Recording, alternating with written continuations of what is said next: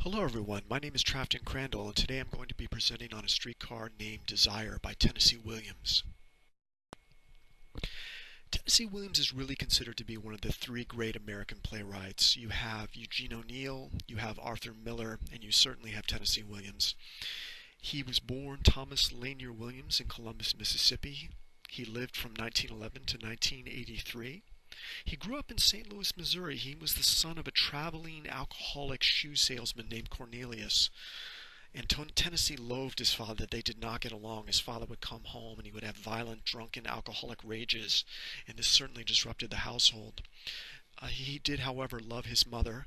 His mother was the daughter of an Episcopalian minister. She was a refined, genteel, southern belle of a woman. Her name was Edwina, and she was called Miss Edwina. Tennessee moved around a lot in his youth. It took a while for him to get his degree. He went to a number of different colleges. There was even a time when he worked in a shoe factory, the shoe factory that employed his father for a few years. I believe his father insisted that he work in the shoe factory, and Tennessee would work during the day, and he had a nervous breakdown because he was writing feverishly at night, and he moved to New Orleans, where he changed his name to Tennessee. He later on had success starting in 1945 with The Glass Menagerie. He won the Pulitzer Prize twice, and today he is viewed as one of America's best playwrights, certainly one of America's most hardworking playwrights. He was very prolific. He wrote 25 full-length plays, 5 were adapted to movies. He wrote 5 screenplays. He wrote 71 act plays, hundreds of short stories, 2 novels, poetry, and he wrote a memoir as well. About the play. A Streetcar Named Desire was originally titled The Poker Night, and Williams originally saw the play as a series of confrontations between working-class poker players and 2 refined Southern women. When the play was called The Poker Night, the focus was originally on Stanley Kowalski, but as the play evolved from The Poker Night to A Streetcar Named Desire, Blanche Dubois came to the forefront, and eventually the play became about Blanche. It premiered on Broadway in 1947 and won the Pulitzer Prize for drama. It was adapted to the screen in 1951, of course, the very famous movie with Vivien Leigh and Marlon Brando. Historical context for 1947. In 1947, we really just have the Cold War that is beginning to heat up between the Soviet Union and the United States. President Harry Truman is in office, and he introduces the Truman Doctrine to fight communism. The CIA is established, and gasoline costs 15 cents a gallon. Other major works. Tennessee Williams was certainly not a one-hit wonder. He had a number of other works. He wrote over 25 full-length plays. 2 of his most famous works of drama are listed here. In 1945, you have The Glass Menagerie, and 1955, you have Cat on a Hot Tin Roof. This is the movie adaptation with Paul Newman and Elizabeth Taylor, but the original play, Cat on a Hot Tin Roof, won the Pulitzer Prize in 1955. Other works that were sort of hits for Tennessee Williams, The Rose Tattoo from 1950 and The Night of the Iguana from 1961. Here's some discussion questions I've come up with to stimulate discussion about A Streetcar Named Desire. Why does Blanche avoid the light?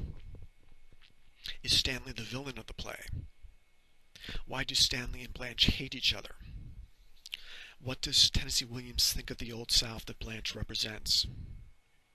And can Stella be excused for committing her sister to an institution? Here are some possible writing prompts for essay. Why does Stella stay with Stanley? Describe the use of light and sound in A Streetcar Named Desire. Compare and contrast Blanche and Stella. Compare and contrast Mitch to the other men in the play.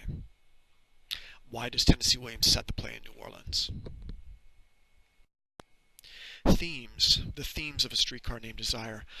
Certainly one of the most important themes that you see in the play is fantasy versus reality. Blanche Dubois is a character that lives she has a very tenuous hold on reality. She lives in a fantasy world, and she bumps up in this fantasy world against the reality that Stanley Kowalski represents. Stanley represents pragmatism, he represents brute masculine force, and Blanche, who is a very delicate woman who has a very tenuous hold on reality and trying hard to live in this fantasy world, bumps up against Stanley and his brutal view of reality, and they have this antagonistic relationship.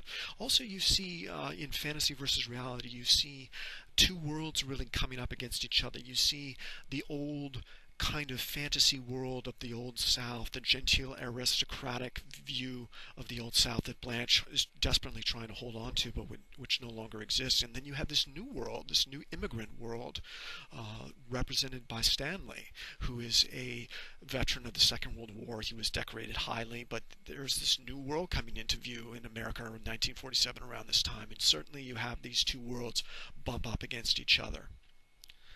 The next theme would be desire and loneliness, and many cultural critics have felt that this is probably the keystone theme for Tennessee Williams in his work, that desire and loneliness. Certainly Blanche is a very lonely woman, and really you can think of all the characters in A Streetcar Named Desire who are lonely. Certainly Mitch is looking for companionship, Blanche is looking for companionship, Stella is looking for companionship, and you have this battle between desire and loneliness. Tennessee Williams's characters are looking for something and they can't find it, and they're filled with desire and trying to alleviate this existential loneliness, and you just don't see it happen. Very, very powerful, this battle between desire and loneliness.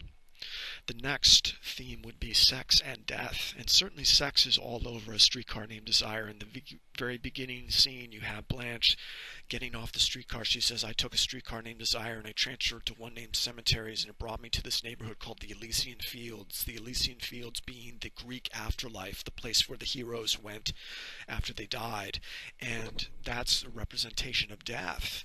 You also have a woman who is selling flowers later on in a scene. She's selling flowers for the dead. This would foreshadow Blanche's descent into madness. Blanche also, who is a promiscuous woman, and she's trying to escape from that. She's trying to move away from her reputation as a fallen woman, and also her relationship with her husband who died, who committed suicide because he was a homosexual, and Blanche said she didn't approve of that. So sex and death is definitely a very powerful theme at work here in A Streetcar Named Desire. Lastly, we have the relationship between women and men. Women and their dependence on men, and I certainly think that was a key theme for Tennessee Williams, probably even going back to his childhood, where Miss Edwina was his mother was this delicate, gentle, refined Southern woman, but married to this violent shoe salesman. And I think you see the dependence between women and men. You have Stella, who's dependent on Stanley.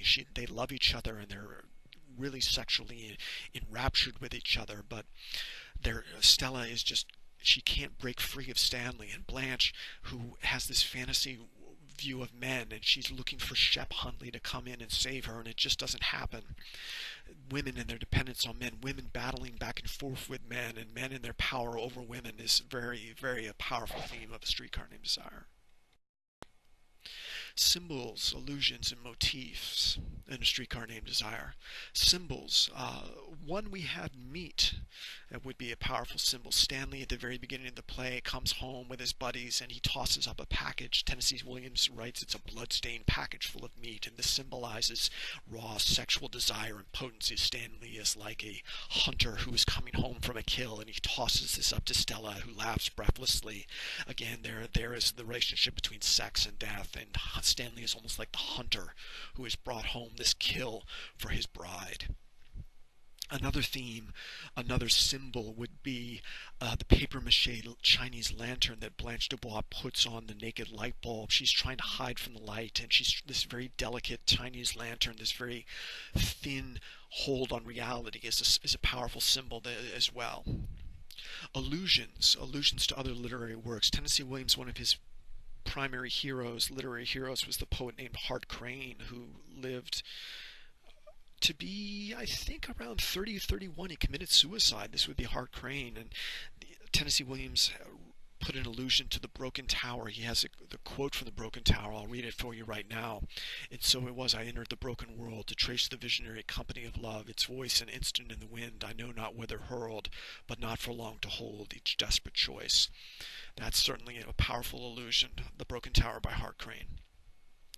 Motifs. Motifs are repeating structures. They're repeating patterns. Anything that you find playing extensively in the work would be a motif. And the motifs in A Streetcar Named Desire, we have light.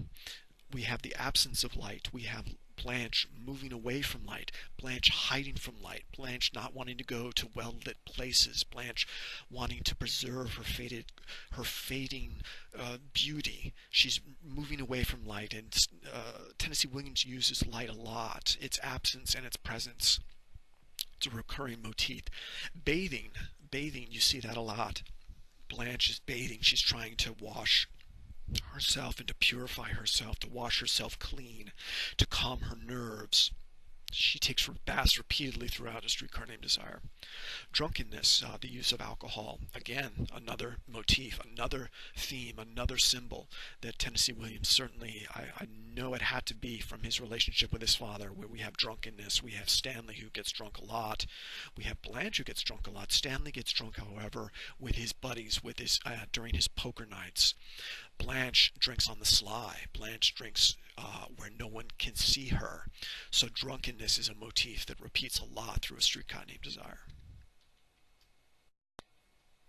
Finally, I have the works cited. My primary source was, of course, the play itself, A Streetcar Named Desire, that was within the Norton Anthology of American Literature by Tennessee Williams.